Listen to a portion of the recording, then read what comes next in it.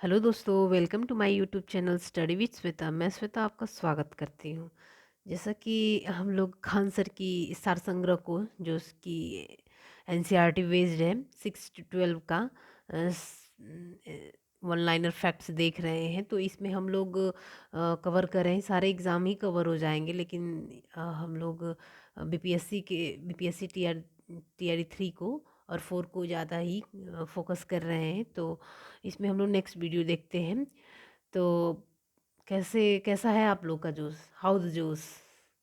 तो थोड़ा हाई रखिए और फिर बहुत कम समय है, तो समय बहुत कम है, तो आप लोग जल्दी से जल्दी ज़्यादा से ज़्यादा रिवीजन करिए, ज़्यादा देखिए। और आप लोग कुछ कमियां हो तो कमेंट्स करके बता सकते हैं। तो आइए शुरू करते हैं। तो चंबल अवनालिका अपरदन के लिए प्रसिद्ध है। यह अपरदित क्षेत्र मुरैना के आसपास क्या कहलाता है? उत्खात भूमि का क्षेत्र चंबल खड्डा खड्डा। गंडक नदी दो धाराओं काली गंडक और त्रिशूल गंगा के मिलने से बनती है। यह नेपाल हिमालय के किन पर्वतों के बीच से निकलती है? तो धौलागिरी और माउंट एवरेस्ट। गंडक नदी नेपाल चीन सीमा के पास हिमालय से निकलकर बिहार के किस जिले में मैदान में प्रवेश करती है? तो चंबल जिले में। गंडक नदी, देखिए गंडक नदी बहुत इंपॉर्टेंट है, इसको आप लोग सही से करिएगा। अब ऐसे ना पढ़िएगा, आप ऐसे थोड़ा ध्यान लगा के आप पढ़िए कि ये मतलब इसको दोबारा ना देखना पड़े इस तरह से, क्योंकि टाइम कम है। आप लोग समझ रहे हैं इस बात को। गंडक नदी पटना के निकट किस स्थल के पर गंगा नदी में जा मिलती है? तो सोनपुर में। फिर घाघरा नदी किस हिमनद से निकलती है? तथा तथा तीला, सेती व बेरी नामक सहायक नदियों का जल ग्रहण करने के उपरांत सीसा पानी की में एक गहरे महाखंड का निर्माण करते हुए पर्वत से बाहर निकलती है। तो मापचाचुंगो हिमनद। फिर शारदा नदी काली या काली गंगा चंबल के मैदान में मिलती है और अंततः यह किस स्थान पर गंगा नदी में विलीन हो जाती है? छपरा में। घाघरा के ऊपरी हिस्से को क्या कहा जाता है? तो करनाली। कोसी एक पूर्ववर्ती नदी है जिसका उद्गम स्थल तिब्बत में माउंट एवरेस्ट के उत्तर में है, जहां इसकी मुख्य धारा अरुणा निकलती है। नेपाल में मध्य हिमालय को पार करने के बाद इस इसमें पश्चिम से सोन कोसी और पूर्व से तुमूर कोसी मिलती है। अरुणा नदी से मिलकर यह कौन सा नाम ग्रहण करती है? सप्तकोशी।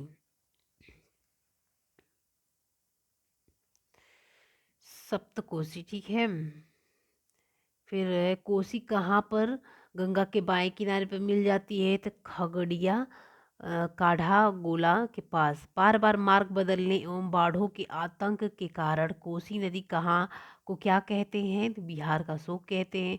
रामगंगा नदी गैरसेल के निकट गढ़वाल की पहाड़ियों के से निकलने वाली अपेक्षाकृत छोटी नदी है, जो कि उत्तर प्रदेश में गाजीबाबाद के निकट मैदान से में प्रवेश करती है। यह किस स्थान पर यह गंगा नदी में मिल जाती है? कन्नौज के निकट। छोटा नागपुर पठार के पूर्ववर्ती किनारे पर कौन सी नदी बहती है, जो कि भ्रंश घाटी से होती हुई हुगली नदी में गिरती है? दामोदर नदी। बराकर नदी किसकी एक मुख्य सहायक नदी है? दामोदर नदी की। दामोदर नदी पहले बंगाल का शोक कही जाती थी, लेकिन किस बहुउद्देशीय परियोजना के कारण इसकी भयावहता कम हो गई है? तो दामोदर घाटी परियोजना के वजह से। फिर शारदा या सरयू नदी का उद्गम नेपाल हिमालय के किस हिमनद से है, जहाँ इसे गौरी गंगा के नाम से जाना जाता है? तो मिलाम हिमनद। फिर शारदा नदी भारत नेपाल सीमा के साथ बहती है, जहां इसे काली या चाइक पीलीभीत एवं खेरी जिले में शारदा और मुहाने के पास चौका कहा जाता है। यह किस नदी में गिरती है? घाघरा नदी में। शारदा नदी भारत नेपाल सीमा के साथ बहती है, जहां इसे काली या चाइक चाइक पीलीभीत एवं खेरी जिले में शारदा और मुहाने के पास चौका कहा जाता है। तो ऐसे आ सकता है कि शारदा नदी को मुहाने के पास क्या कहा जा सकता है? तो चौका कहा जा सकता है। यह किस नदी में गिरती है? तो घाघरा नदी में। गंगा नदी की एक अन्य महत्वपूर्ण सहायक नदी महानंदा है। इसका उद्गम स्थल कौन सी पहाड़ियाँ हैं? तो दार्जिलिंग की पहाड़ियाँ हैं। महानंदा पश्चिमी बंगाल में किस नदी के बाएं तट पर मिलने वाली अंतिम सहायक नदी है? तो गंगा नदी है। कौन सी नदी अमरकंटक पहाड़ी से निकलकर पटना से पश्चिम में आरा के पास गंगा में मिलती है? तो सोन नदी मिलती है। फिर ये है ब्रह्मपुत्र नदी तंत्र। यार आप लोग कहेंगे तो मैं नदी तंत्र को अच्छे से एक एक को करके एक एक नदी तंत्र को बस बता दूंगी मैप वाइज, अगर आप लोग कहें तो। और फिर मैं सोच रही हूँ करेंट अफेयर्स की मैंने कही थी, तो मैं आप लोगों को टेस्ट प्रोवाइड करना चाहती हूँ। मतलब जान लीजिए कि पॉलिटी से क्या रिलेटेड है, जिस करंट में आएंगे। और वो हिस्ट्री, अरे हिस्ट्री से कह रहे हैं, पॉलिटी से और ज्योग्राफी से, आईआर से कितने आएंगे, और फिर साइंस टेक से किस क्वेश्चन कितने आएंगे। तो ऐसे ही क्वेश्चन बनते हैं। जैसे प्रीवियस ईयर का आप एनालिसिस कीजिए कि आईआर से हमेशा 2 या 3 क्वेश्चन हमेशा ही आते हैं इंडेक्स को वगैरह को लेके, और फिर कहाँ की संस्था कहाँ है ऐसे करके। तो जैसे उसको एनालिसिस करने पे ये पता चलता है कि हर साल 2 क्वेश्चन फिक्स होते हैं, उसी में घुमा के कभी कुछ पूछ देता है, कभी कुछ पूछ देता है। तो क्यों नहीं हम लोग उसको याद कर लें। तो मैंने स्ट्रेटेजी बनाई है, उसके बाद क्वेश्चंस जो है मैंने DIS की जो है मैं आपको प्रोवाइड कराऊंगी। तो आप लोग कहे तो मैं स्टार्ट करती हूँ। नेक्स्ट वीडियो, उसके लिए नेक्स्ट वीडियो आएगी। कावेरी घाटी में दोनों मानसूनों से होती वर्षा। कावेरी घाटी में दोनों मानसूनों से वर्षा होती है, आप लोग को पता होगा अगर आप लोग पढ़ते होंगे तो। कावेरी नदी प्रायद्वीपीय की अन्य नदियों की अपेक्षा कम उतार चढ़ाव के साथ यह नदी लगभग सारा साल बहती है, क्योंकि इसके ऊपरी जलग्रहण क्षेत्र में दक्षिण पश्चिम मानसूनी गर्मी से और निम्न क्षेत्रों में उत्तरी पूर्वी मानसून सर्दी से। उत्तर पूर्वी आप लोग समझ सकते हैं ये, और दक्षिण पश्चिम इधर से। तो वर्षा होती है। इसकी घाटी के ग्रीष्मकालीन एवं शीतकालीन दोनों मानसून होते हैं। हिमालय बनाम प्रायद्वीपीय नदियाँ, हिमालय नदियाँ पर्वतीय क्षेत्रों में प्रवाहित होती हैं तथा गहरे ढाल बनाती हुई नीचे गिरती हैं। दूसरी ओर प्रायद्वीपीय नदियाँ प्राचीन एवं बड़ खाबड़ स्थलाकृति पर प्रवाहित होती हैं। हिमालयी नदियाँ अभी युवावस्था में हैं तथा लाखों वर्षों में हिमालय के प्रोत्थान के साथ साथ अपरदन की क्रिया के द्वारा गहरे गाजों का निर्माण कर रही हैं। इन नदियों द्वारा प्रतिवर्ष बहाकर लाई जाने वाली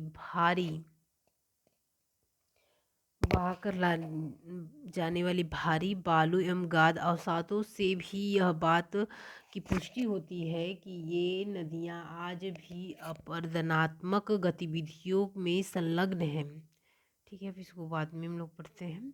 फिर है तिब्बत में कौन सी नदी इसके दाहिने तट पर एक प्रमुख सहायक नदी है? तो क्या है? रागो सांगपो।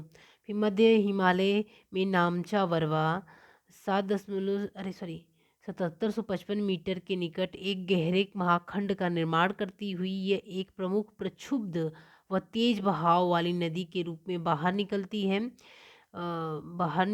और हिमालय के गिरिपद में यह किस नाम से निकलती है? तो सिंसंग या दिसंग।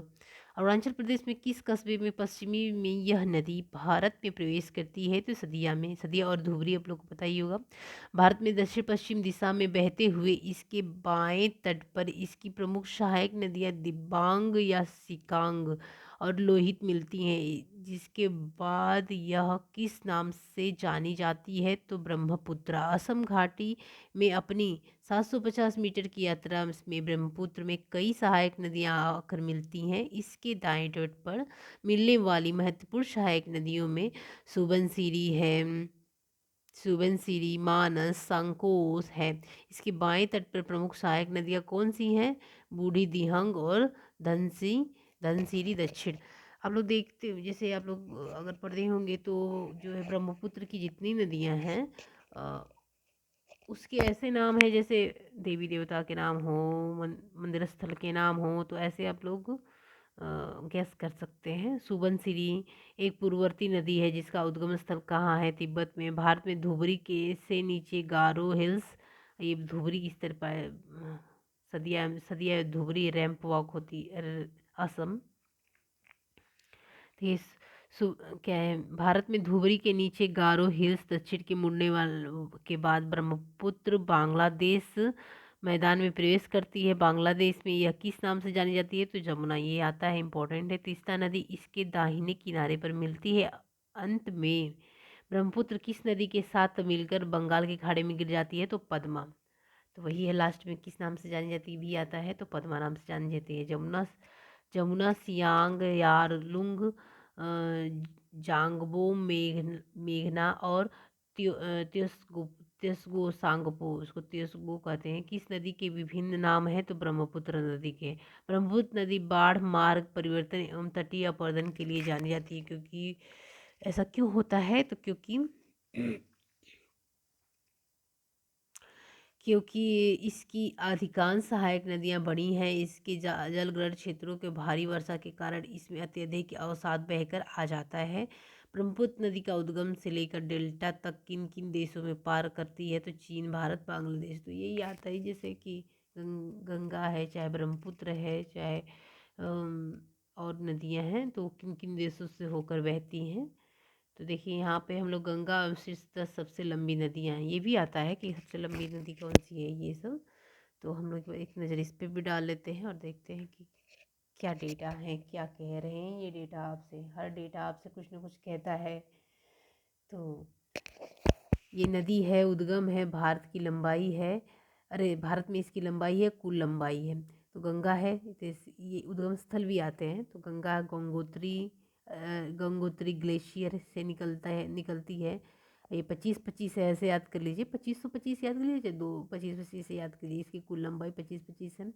फिर गोदावरी है, त्र्यंबकेश्वर महाराष्ट्र से निकलती है, 1464 से 1465 पूरी लंबाई है इसकी। फिर यमुना जो है, यमुनोत्री ग्लेशियर से निकलती, कितना आसान है, यमुना यमुनोत्री ग्लेशियर से निकलती है,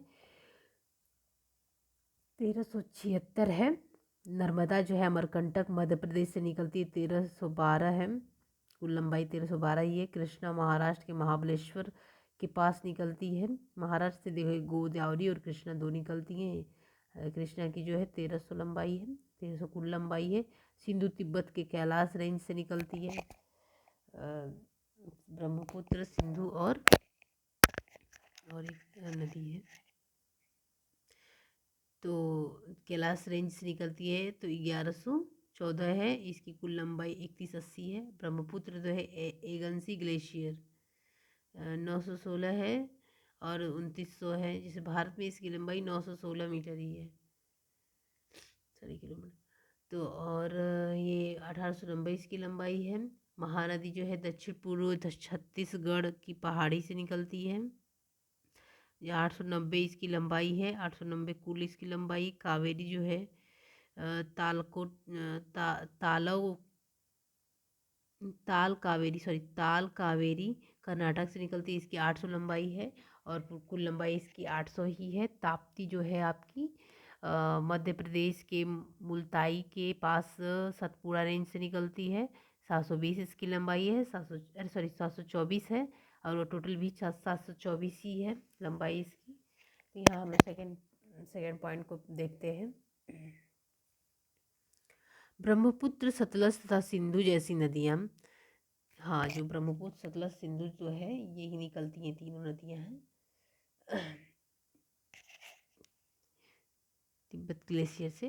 ब्रह्मपुत्र, सतलज और सिंधु जैसी नदियाँ पूर्ववर्ती मूल की हैं। पूर्ववर्तीय नदियों में वे हैं जो हिमालय की उत्पत्ति से पूर्व ही स्थित थीं तथा जिन्होंने हिमालय को काट कर अपना मार्ग बनाया है, जबकि कोसी, घाघरा और गंडक आदि नदी अपहरण को दर्शाती हैं। इसके विपरीत प्रायद्वीपीय नदियाँ पूर्णतः परिपक्व हैं। पूर्व की ओर बहने वाली नदियाँ क्रमशः प्रवाह तथा विस्तृत घाटियों के निर्माण करती हैं, जबकि पश्चिम की ओर बहने वाली नदियाँ तीव्र प्रवाह द्वारा सक्रिय घाटियों का निर्माण करती हैं। कुल मिलाकर प्रायद्वीप नदियों का प्रवाह सीधा एवं रेखीय है। हिमालय हिमालय की नदियाँ स्वतंत्र रूप से अपने प्रवाह मार्गों का निर्माण करती हैं तथा एक द्रुमाकृतिक प्रतिरूप का अनुसरण करती हैं। सिंधु नदी का अपवाह क्षेत्र मात्र हिमालय क्षेत्र में है, लगभग 2.5 लाख वर्ग किलोमीटर है। हिमालयी नदियों में आकर एक मजबूत नदी विसर्पण की प्रवृत्ति दिखाई देती है और प्रायः अपने संस्तरों का विस्थापन कर लेती है। प्रायद्वीपीय नदियां न्यूनतम अपरदन गतिविधियों के कारण स्वाभाविक प्रवृत्ति अपनाती हैं तथा चट्टानों की दरारों में घुस जाती हैं। चट्टानों की विभिन्नता वाले क्षेत्रों में अध्यारोपित अपवाह तथा नदी अपरदन सामान्य बात होती है। कठोर चट्टानों तथा जलोढ़ विहीन पहाड़ी सतह पर कोई भी महत्वपूर्ण नदी विसर्पण प्रायः असंभव होता है। हिमालयी नदियाँ अपना जल हिमनदों, वर्षा तथा तराइन क्षेत्रों के स्रोतों से प्राप्त करती हैं और इसी के कारण पूरे 12 महीने प्रवाहित होती हैं, किंतु ये ऋतु विभेदों के प्रवाह से मुक्त नहीं होती हैं। प्रायद्वीपीय नदियाँ पूर्णतः वर्षा जल पर निर्भर हैं। ग्रीष्म काल में अधिकांश छोटी नदियाँ सूख जाती हैं तथा बड़ी नदियों में बहुत सारा जल प्रवाहित होता है। जैसे आप लोग इसको पढ़ेंगे तो इससे ये होगा आपको कि आप आजकल जो है स्टेटमेंट बेस्ड जो है क्वेश्चन दे रहे हैं, तो आपको स्टेटमेंट उसमें ज़्यादा भर देते हैं, तो आपको उसको सॉल्व करने में सही रहेगा। हिमालय नदियाँ अपनी 12 मासी प्रकृति के कारण सिंचाई उद्देश्यों के लिए अनुकूल होती हैं। इसके नम्र मृदा वाले क्षेत्रों में नहरें खोदना भी आसान होता है। प्रायद्वीपीय नदियाँ जल विद्युत उत्पादन की दृष्टि से उपयुक्त है। इसकी मौसमी प्रकृति सिंचाई के स्रोत के रूप में इसके महत्व को घटा देती है। तो जिसे हम लोग पढ़ेंगे इस अब नेक्स्ट प्रायद्वीपीय अपवाह तंत्र। तो आप लोग जैसा बोलिएगा, मैं करंट का आप लोगों को टेस्ट प्रोवाइड कर दूंगी। इसमें होंगे आपके 10-20 टेस्ट होंगे। तो गाइस आज के लिए बस इतना ही रखते हैं, क्योंकि आप छोटी छोटी वीडियो रहेगी तो आप लोग रिवीजन करने में ही भी बहुत अच्छा रहेगा। सो आज के लिए इतना ही रखते हैं और फिर मिलते हैं नेक्स्ट वीडियो में। Okay, bye bye, take care.